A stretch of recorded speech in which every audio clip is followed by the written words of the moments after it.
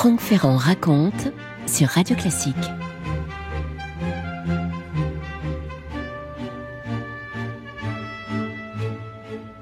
Nous sommes en 1120 et le roi d'Angleterre, Henri Ier Beauclerc, est âgé de 52 ans. Il est roi d'Angleterre mais aussi duc de Normandie. On peut dire qu'il arrive à ce moment-là à un point culminant de sa vie. Il a toutes les raisons, Henri Ier, de regarder son passé avec fierté et d'envisager son futur avec confiance. Il a eu un parcours incroyable. Au départ, ce n'est pas évident d'être le plus jeune fils de Guillaume le Conquérant.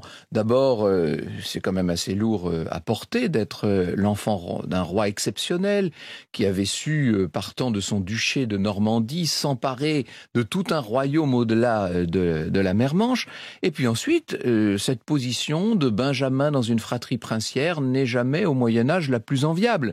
Les relations des trois frères ayant survécu à leur père ont été marqués par des conflits extrêmement durs. Henri, pour obtenir le pouvoir auquel il aspirait légitimement, a dû combattre, a dû intriguer. Il faut dire que c'est un homme solide, habile, il a été très bien instruit, c'est un chef de guerre redoutable aussi. Il l'a encore prouvé l'année précédente, en 1119, quand dans un contexte de rébellion en Normandie, la énième rébellion normande, il a réussi à affronter le roi de France Louis VI le Gros, allié à ses ennemis. En parallèle, il a fait cruellement mettre le feu à la ville d'Évreux, dont le siège, à ses yeux, prenait trop de temps. Enfin, en cette année 1120, Henri Ier Beauclerc tient ses territoires des deux côtés de la Manche. Il a en plus la satisfaction d'être bien vu d'une bonne part du monde ecclésiastique, même s'il faut vous dire que certains religieux sont quand même assez réservés quant à l'habitude qu'il a de garder les cheveux trop longs et qui, aux yeux de l'Église de l'époque, paraît une coutume barbare. Bref, au niveau familial, tout va bien aussi. Il a un fils prometteur de 17 ans, qui est son unique légitime, qui s'appelle Guillaume Adelin, qu'il a depuis peu marié à une demoiselle de haut parage, Mathilde d'Anjou. Bon bref, le petit empire de son père qui a été rétabli sous sa férule paraît bien parti maintenant pour durer grâce à Henri, durer grâce à Guillaume et à toute leur descendance. Seulement voilà, ça fait maintenant 4 ans qu'Henri, il faut vous dire qu'il a été très occupé, entre autres par les révoltes normandes, ça fait 4 ans qu'Henri n'a pas remis les pieds dans le royaume d'Angleterre et maintenant il faut vraiment qu'il songe à retourner en Angleterre. C'est un voyage qui se prépare à l'époque. Henri réunit toute une petite flotte pour embarquer son entourage, pour embarquer ses troupes. Cette flotte se rassemble pendant tout l'automne 1120 dans le port de Barfleur, joli port de Barfleur, près de la pointe nord-est du Cotentin, donc un port complètement baigné par les eaux de la Manche. C'est dans ce cadre, comme le raconte le chroniqueur du temps Orderic Vital, c'est dans ce cadre qu'un certain Thomas, d'une famille de marins, famille connue, réputée de bons marins, se présente devant Henri. Il a une proposition à faire, ce Thomas, à propos du voyage qui se prépare. « Mon père, dit-il, toute sa vie a servi le vôtre sur la mer. Ce fut lui qui, sur son vaisseau, le mena en Angleterre quand il y alla pour affronter Harold. Seigneur roi, je sollicite auprès de vous la même faveur. Je dispose pour votre service d'un vaisseau parfaitement équipé qu'on appelle la Blanche Nef. » Alors on peut imaginer que Henri a été touché par le parallèle établi entre la traversée héroïque de son père et celle qu'il s'apprête lui-même à accomplir. En tout cas, il se laisse convaincre. « J'accepte votre demande, dit-il. Toutefois, j'ai choisi un vaisseau qui me sied, je n'en changerai pas. En revanche, je vous confie mes fils Guillaume et Richard, mes fils que j'aime comme moi-même. » Franck Ferrand sur Radio Classique. La confiance manifestée par le roi Henri réjouit donc Thomas et ses propres marins. Le grand navire, la Blanche Nef, est préparé dans le port de Barfleur. Je cite François Neveu dans un ouvrage qui s'appelle « La Normandie des ducs au roi ». La Blanche Nef était certainement un navire de type viking à 25 trous de rameur. Son nom s'explique par la couleur de sa peinture. Outre le capitaine, Thomas, l'équipage comprenait 50 rameurs et un certain nombre de matelots. Bref, un grand vaisseau pour l'époque. Le départ approche.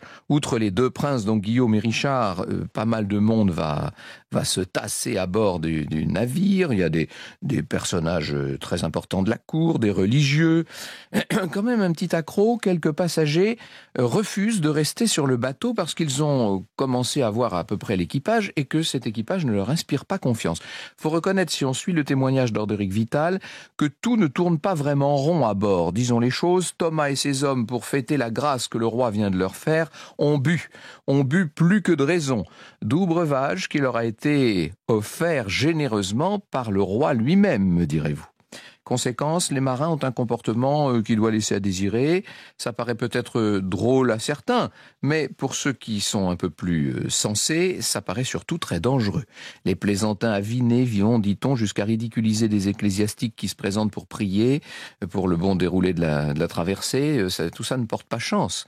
Le chroniqueur médiéval, qui lui-même est moine d'ailleurs, s'offusque de ce comportement. Hélas, combien ces âmes étaient dénuées d'une pieuse dévotion envers Dieu, écrit-il, Dieu qui modère à son gré le courroux excessif des flots et des airs.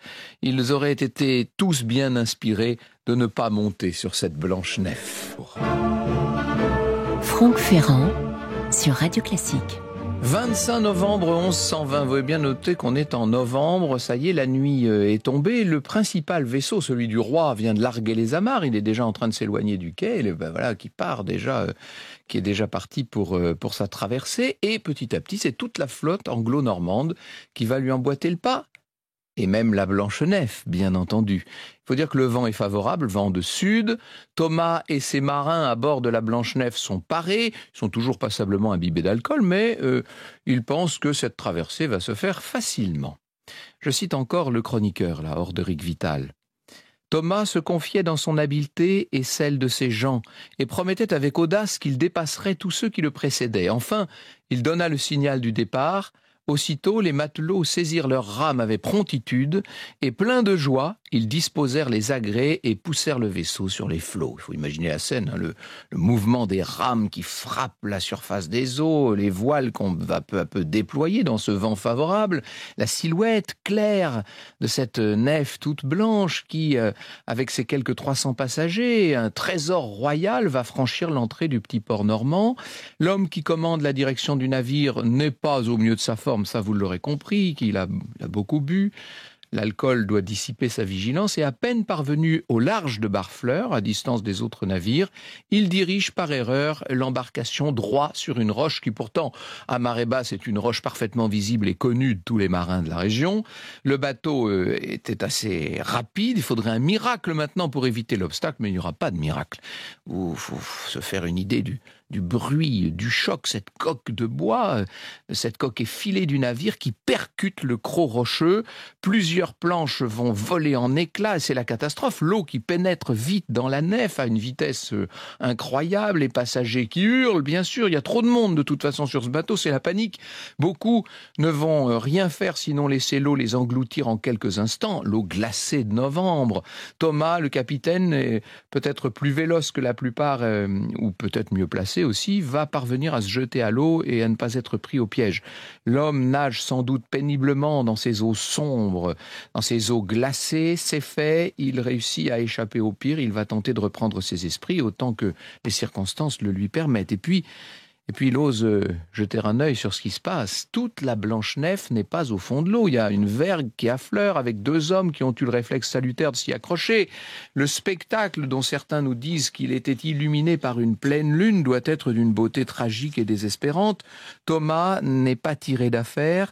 Les autres bateaux de la flotte du roi ne vont pas accourir. Certains passagers à distance auraient bien distingué des cris dans la nuit, mais sans pouvoir discerner ce qui s'était passé exactement. Vous imaginez qu'il y a la mer au milieu de tout ça, enfin... Thomas pense à ceux qui viennent de disparaître, en particulier au prince Guillaume, que le roi lui-même lui avait confié, comme on confierait la prunelle de ses yeux. Alors toujours dans l'eau froide, on l'entend crier en direction des hommes accrochés à la vergue. « Qu'est-il advenu du fils du roi ?» Et les deux survivants, un modeste boucher rouennais qui s'appelle Bérold, et puis un jeune aristocrate, Goifred, qui n'ont que de mauvaises nouvelles à lui donner, sont là, qui pleurent. Un prince est mort pendant ce naufrage. Et puis les barons qui étaient avec lui, et puis les suivants, les épouses.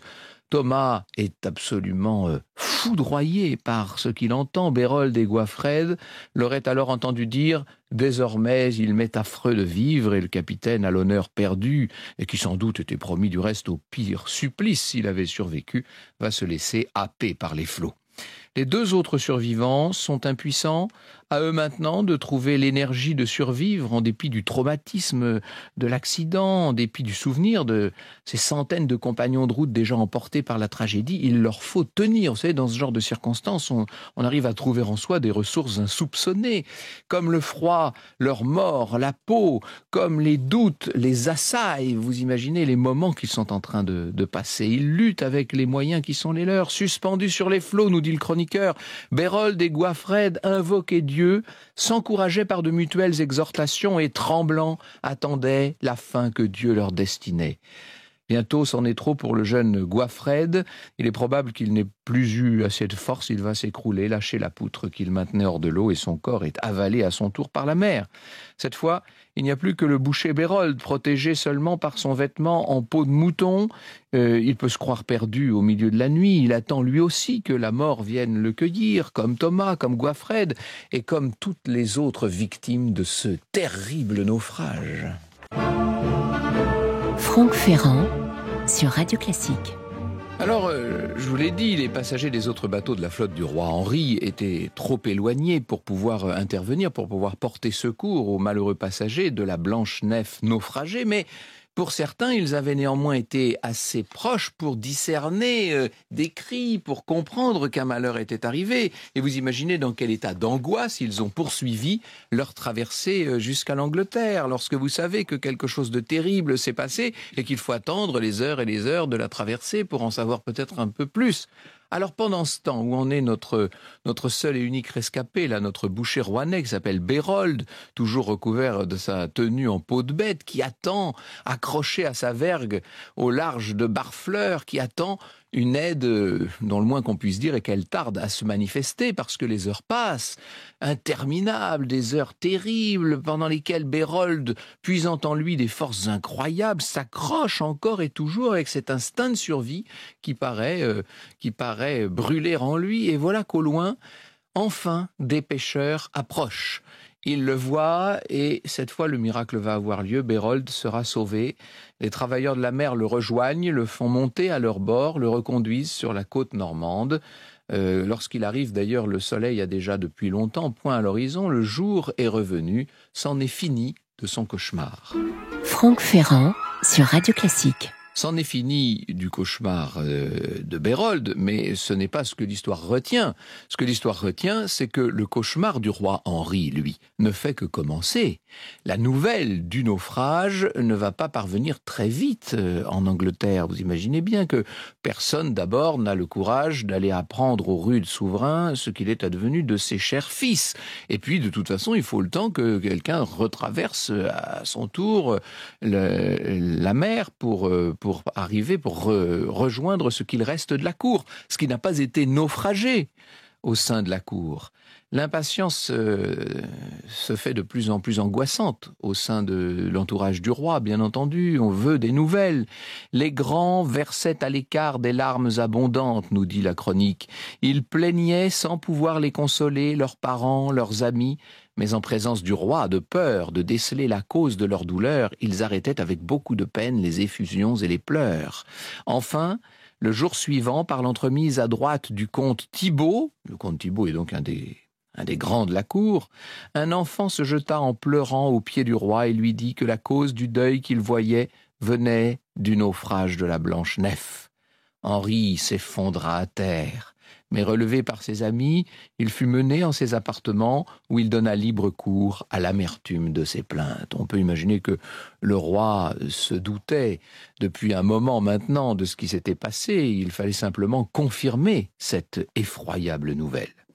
Avec la Blanche Nef, ce n'est pas seulement un fils de 17 ans que perd le roi Henri Beauclerc. c'est toute l'œuvre de sa vie qui se trouve d'un seul coup remise en cause. Tous ces combats épuisants qu'il avait su conduire pour mettre dans les mains de son fils l'héritage d'un père tellement écrasant, pour tenter de transmettre le pouvoir sur l'Angleterre et sur la Normandie, tout ça est à reconsidérer. La cour anglo-normande est littéralement décimée. Henri n'a plus de fils légitime, ce qui, bien sûr, ne peut que favoriser à ce moment-là le réveil de vieilles rivalités. On va voir naître les concurrents, bien sûr. Michel de Boire, dans son Histoire de la Normandie, nous dit « D'un nouveau mariage qu'il contracta presque aussitôt, le roi Henri n'eut pas de fils. Ainsi, les années passant se posait en termes de plus en plus pressants le problème de sa succession. » Et c'est donc sa fille, Mathilde qu'on appelle l'empresse, parce qu'elle a été mariée un temps à l'empereur germanique, c'est sa fille Mathilde qui va, non sans difficulté, être poussée à incarner cette succession difficile, cette succession d'après-naufrage. Elle va se remarier avec un prince d'Anjou dont vous connaissez le nom, puisque c'était Geoffroy Plantagenet. Geoffroy Plantagenet avec lequel elle va avoir un fils, Henri. C'est ce Geoffroy, c'est ce Henri qui plus tard se trouveront à la cour de Louis VII et qui rencontreront la célèbre Aliénor d'Aquitaine, n'est-ce pas? Et vous savez qu'après bien des rebondissements, ce Henri d'Anjou sera amené à s'emparer de la couronne d'Angleterre et à créer une puissante dynastie. Le cours de l'histoire tient somme toute à peu de choses. En l'occurrence, à quoi a tenu le cours de cette histoire-là en 1120?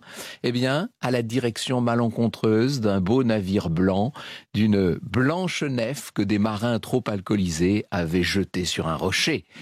Et Bérold, me direz-vous pour la petite histoire, n'oublions pas notre courageux boucher qui longtemps aura l'occasion de conter la tragédie de la Blanche Nef puisqu'il en est l'heureux, l'unique rescapé. Il vivra, nous dit la chronique, encore presque 2 décennies. Vous écoutez Radio Classique.